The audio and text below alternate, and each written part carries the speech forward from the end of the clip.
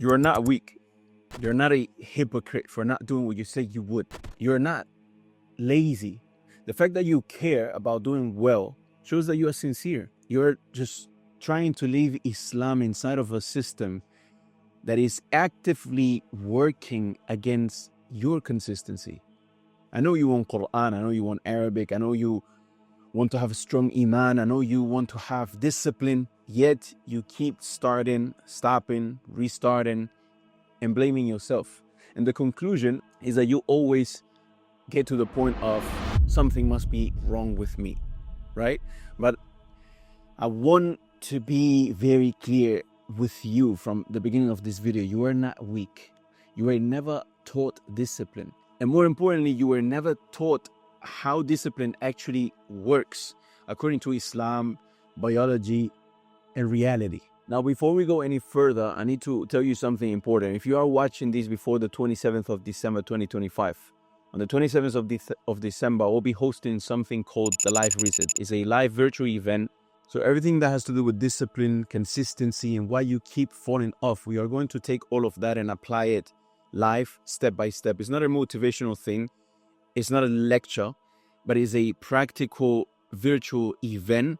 So you get to your 2026 and start with structure. It's completely free. And when you register in the first link in the description, you will have instant access to the private WhatsApp group where everyone that will be attending will get exclusive resources like this one, which is a booklet on how to set your goals, life mission, yearly goals, monthly goals, daily routine, etc., etc. So I need you to get this in the first link in the description. By registering as well, you might be amongst the 10 people that will be able to call me live directly while we are in the virtual event, and you will automatically enter a $1,000 giveaway, inshallah, just so we make it a little bit more excited. So if you want to join us, first link in the description, sign up. Again, is free.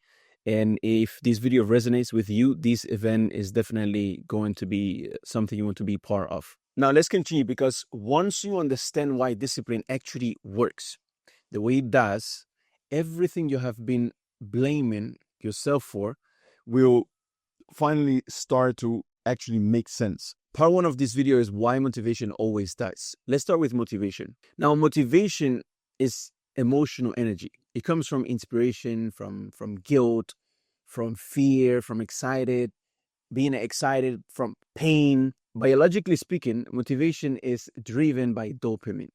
Dopamine is not the chemical of discipline. It's the chemical of anticipation. This is why motivation spikes when you watch an Islamic lecture or a video like this one, or you attend a conference, or you see someone memorizing the Qur'an, now you want to memorize it as well. You see someone being fluent in the Arabic language, now you want to do Arabic.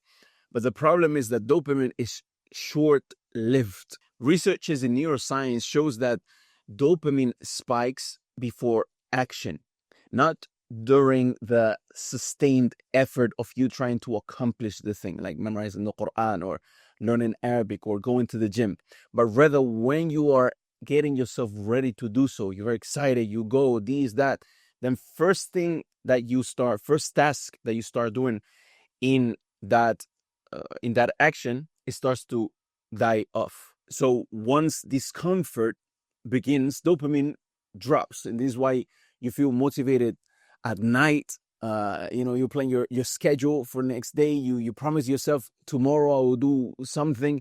And then when effort starts, motivation disappears. And now all of a sudden it's hard.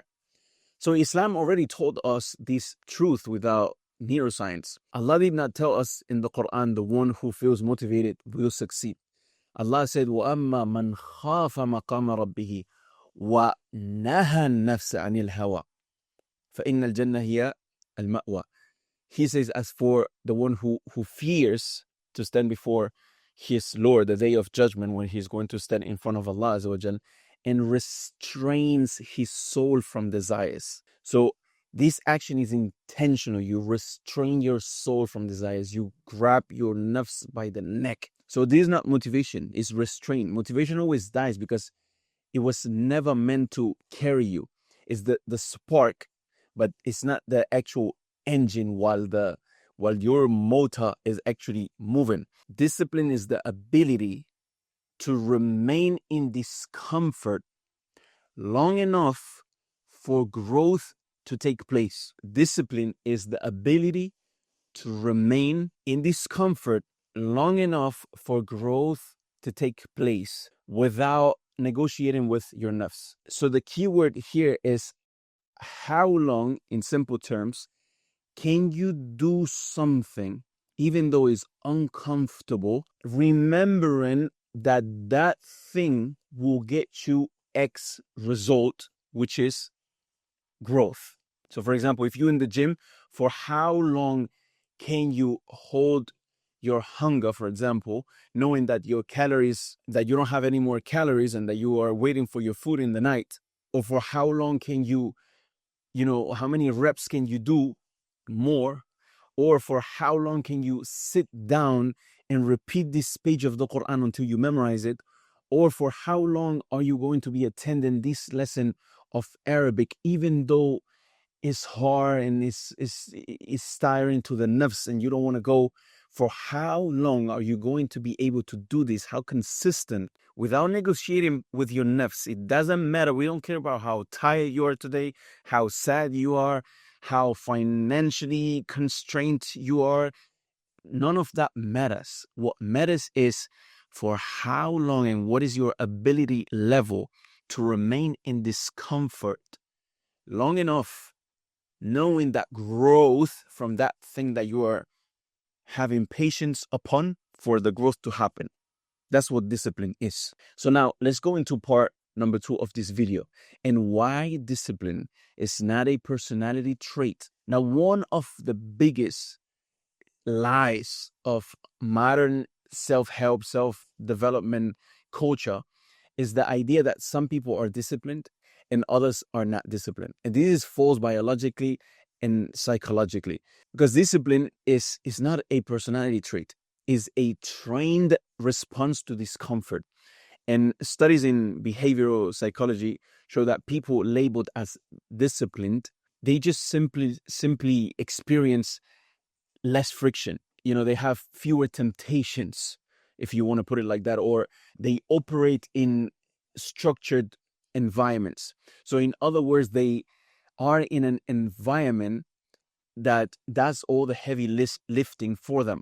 But if you put a so-called disciplined person in a chaotic environment with constant notifications, no routine, no accountability, no spiritual grounding, and they try to be that disciplined person, you will see that they will collapse like everyone else. And this is exactly why the Prophet Muhammad SAW, he raised and gave tarbiyah to the Sahaba, not in chaos, but rather in a place of structure, with fixed prayers 5 times a day, every day, fixed routines around worship, family, community, and clear obligations with clear boundaries, clear accountability. And this is one of the reasons as well why the Prophet Muhammad SAW did hijrah to Medina, to be in a better environment where Muslims are not being attacked. So Islam did not produce discipline by personality, it produced discipline by systems. And this is where something very important needs to be understood. Islam itself is designed to create a disciplined environment around you. Islam does not just tell you be strong. Islam doesn't just tell you have high Iman. Islam removes weakness before it starts. This is why Allah Azza wa Jalla in the Qur'an, وَلَا تَقْرَبُوا الزِّنَا, for example. And don't even get close, don't come close to a zina. He doesn't say don't talk to gyal. He doesn't say don't go to this environment where there's the opposite gender or, free mix and so on. But rather, it says remove the environment that leads to it. And this is why Islam tells you to lower your gaze, not because, looking is the end goal, but because looking destroys restraint and it makes it more difficult. So what is the proverb? The proverb again in English? What the eyes can see you can't remember or something like that. You know what I'm talking about. So that is why Islam warns as well things like debt, because debt from amongst the social aspect and level problems that it causes as well personal problems like anxiety, like pressure, like loss of control over your life because you are anxious and you can't think straight because you are emotional, you are stressed. And that is why Islam regulates as well food, to eat with 1/3 for food, one for liquid, one for air, as the Prophet Muhammad ﷺ said. Likewise, sleep. وَجَعَلْنَا اللَّيْلَ لِبَاسًا وَجَعَلْنَا النَّهَارَ مَعَاشًا, as Allah Azza wa Jalla says in the Qur'an. Speech, man كان يؤمن بالله واليوم الآخر فليقل خيرا أو ليصمت. Whoever believes in Allah Azza wa Jalla in the last day, let him say good or remain silent. Likewise with company. Now, the Prophet ﷺ, he said, المرء على دين خليله فانظر من تخالل, أو كما قال صلى الله عليه وسلم. Now, that the person is upon the religion of his companion, so be careful who you take as a companion. Likewise with time. Now, اغتنم خمسا قبل خمس, as the Prophet ﷺ said in the known hadith, take advantage of 5 things before 5 things. And he mentioned the 5 things. So that is why Islam puts salah at specific times, not when you feel like it. Because Allah Azza wa Jal, being the creator of this creature, which is the human being, understands something that modern psychology or modern studies is only catching up to right now.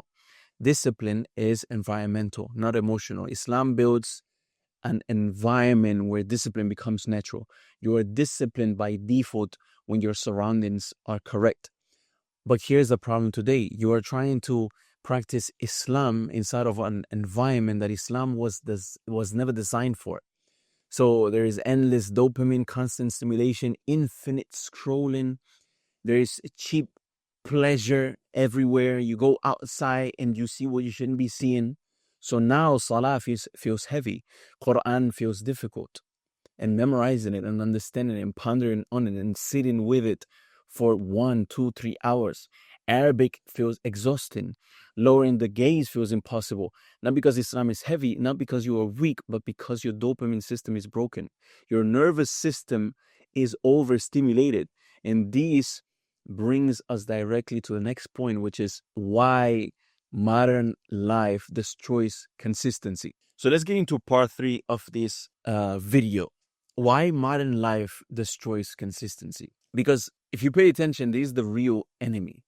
Modern life is the anti-discipline by design.